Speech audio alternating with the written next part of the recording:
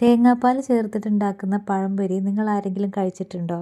കഴിച്ചിട്ടില്ലാത്തവരുണ്ടെങ്കിൽ ഈ video skip ചെയ്യാതെ കാണണേ. ആദ്യം തന്നെ നമ്മളുടെ മൈദപ്പൊടി ഉണ്ടല്ലോ, മൈദപ്പൊടി ഞാനൊരു കപ്പാണ് എടുത്തേക്കുന്നത്. അതിലേക്ക് ഒരു 1/4 കപ്പ് അളവിൽ അരിപ്പൊടിയും കൂടെ ചേർത്ത് കൊടുത്തിട്ടുണ്ട്.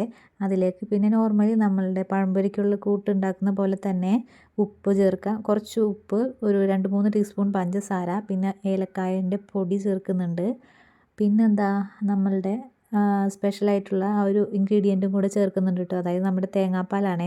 പിന്നെ കുറച്ച് നേരം റസ്റ്റ് ചെയ്യാൻ വെക്കുന്നില്ല, അപ്പോൾ തന്നെ ചൂടുവാണെന്നുണ്ടെങ്കിൽ കുറച്ച് ഒരു നുള്ളു സോഡാപ്പൊടിയും കൂടെ ചേർത്തേക്ക് കേട്ടോ. ഞാനിപ്പോൾ ഇതൊരു 3 മണിക്കൂർ കഴിഞ്ഞിട്ടാണ് കേട്ടോ ഉണ്ടാക്കുന്നത്, അതുകൊണ്ട് ഞാനിവിടെ ചേർക്കുന്നില്ല. അപ്പോൾ അത് നമ്മൾ മാവൊക്കെ മിക്സ് ചെയ്യുന്ന സമയത്താണ് എനിക്കൊരു കൊറിയർ വന്നത് കേട്ടോ. ഞാനപ്പോൾ അതെന്താണെന്നുള്ളത് നിങ്ങൾക്ക് കൂടെ കാണിച്ചു തരാം കേട്ടോ.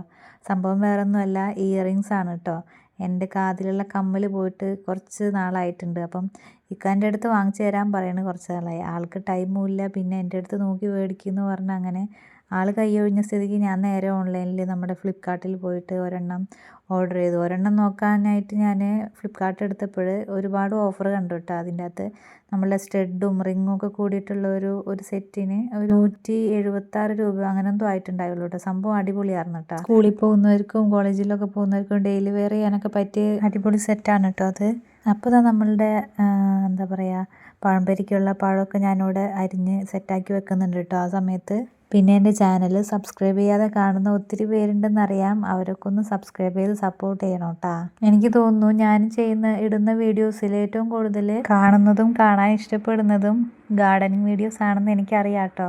പക്ഷേ ഞാൻ ഗാർഡനിങ്ങും അതുപോലെ ചെടികളെ നോക്കലൊന്നും ഞാൻ എന്നും ചെയ്യുന്ന ഒരാളല്ല കേട്ടോ. അതുകൊണ്ടാണ് എനിക്ക് അതേക്കുറിച്ചുള്ള വീഡിയോസ് അപ്ഡേറ്റ് ആയിട്ട് പോകാൻ കഴിയാത്തത്, അതുകൊണ്ടാണ് കേട്ടോ. പിന്നെ ഞാനൊരു കാര്യം പറയാൻ വിട്ടുപോയിട്ടോ, നമ്മുടെ പഴംപൊരിയിൽ ഞാൻ മഞ്ഞൾപ്പൊടി ചേർത്തിട്ടില്ല കേട്ടോ.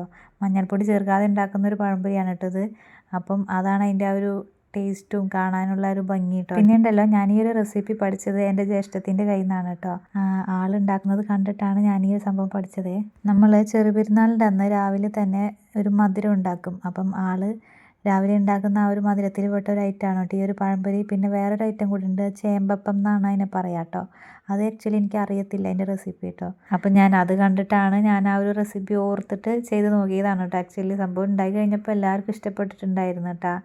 നല്ല ചൂട് പഴംപൊരിയും ചൂട് ചായയും കൂട്ടിയിട്ട് കഴിക്കാൻ അടിപൊളിയാണ്.